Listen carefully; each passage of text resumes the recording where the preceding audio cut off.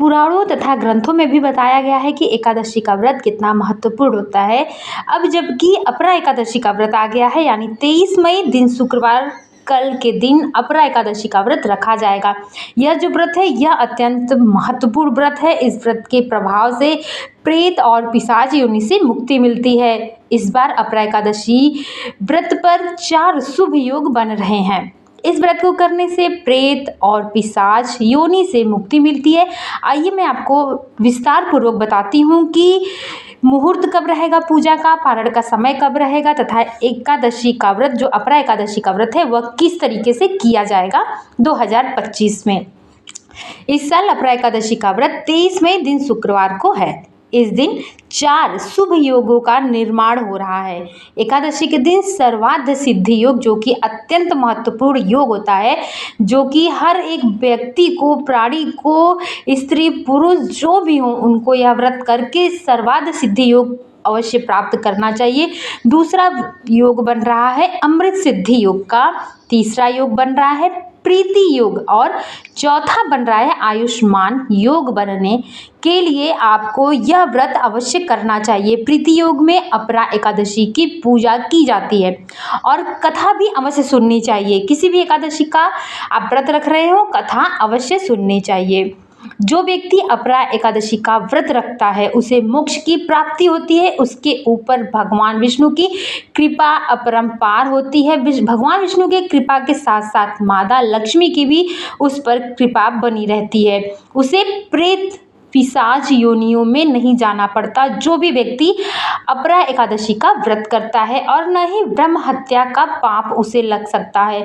मृत्यु के बाद उसे स्वर्ग में स्थान मिलता है। अपरा एकादशी का व्रत ज्येष्ठ मास के कृष्ण पक्ष की एकादशी तिथि को रखा जाता है। आइए जान लेते हैं कि अपरा एकादशी की व्रत कथा तथा मुहूर्त पारण सब कुछ क्या रहेगा, समय क्या है, सब मैं आपको विस्तार से बताने जा रही हूँ।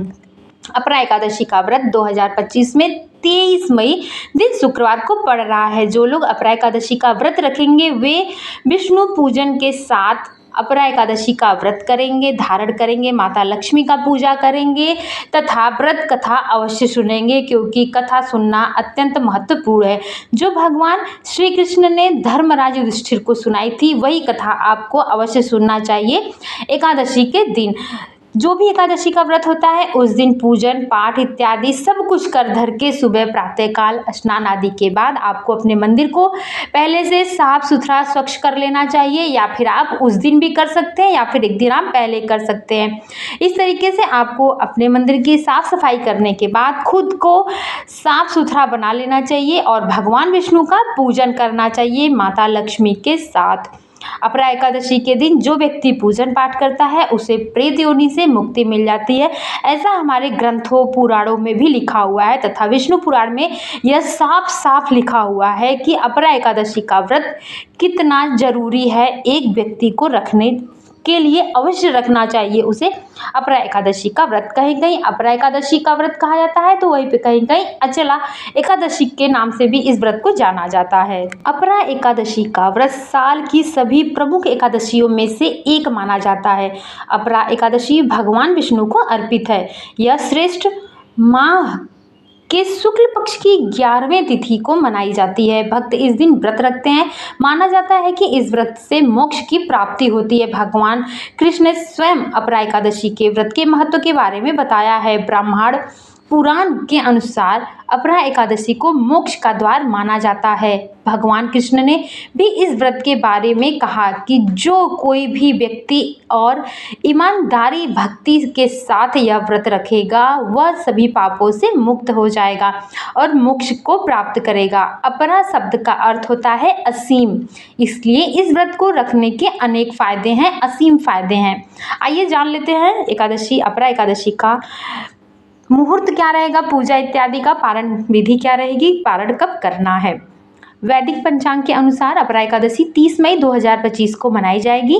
श्रेष्ठ माह के कृष्ण पक्ष की एकादशी तिथि 22 माह की रात को 1:12 से प्रारंभ हो जाएगा और अगले दिन यानी कि 23 मई को रात 10:29 पे समाप्त हो जाएगा। इसलिए उदया तिथि होने के कारण यह व्रत जो रहेगा 23 मई को रखा जाएगा।